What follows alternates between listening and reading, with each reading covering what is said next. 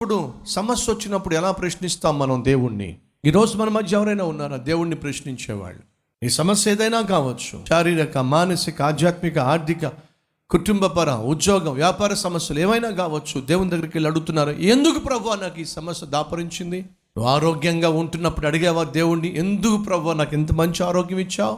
కడుపు నిండా భోజనం చేస్తున్నప్పుడు అడిగావా, ఎందుకు ప్రభువా నాకు కడుపు నిండా భోజనం పెడుతున్నావు?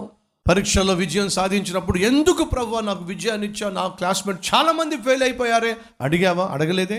దేవుడు నీకు కళ్ళు ఇచ్చినప్పుడు ఎందుకు ప్రభువా నాకు కళ్ళు ఇచ్చావు? ప్రపంచంలో చాలా మంది అందులు ఉన్నారుగా, మరి నాకెందుకు కళ్ళు ఇచ్చావు? అడిగావా? అడగలేదే. మరి ఎక్కడి నుంచి మనకి ధైర్యం అండి దేవుని దగ్గరకు వచ్చి ప్రశ్నించే అధికారం? కొంచెం కష్టం వస్తే మన రియాక్షన్ ఏమిటి? ప్రశ్నల మీద ప్రశ్నలను కురిపిస్తున్నాం.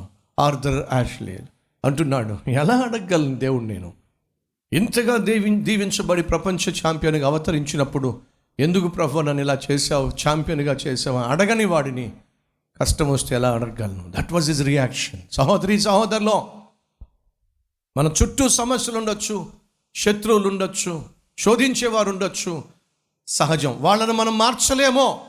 వాళ్ళు కాదు మన జీవితాన్ని, మన భవిష్యత్తును ప్రభావితం చేసేది. మరి ఎవరో? మన చుట్టూ ఉన్న పరిస్థితులకు మనం ఎలా రియాక్ట్ అవుతామో అదే మనల్ని ప్రభావితం చేస్తుంది. అది వాస్తవం. అట్టి కృప నాకు కావాలి అని నేను కోరుతున్నాను అన్నవారు ఉన్నట్లయితే మీ హస్తాన్ని చూపిస్తారా?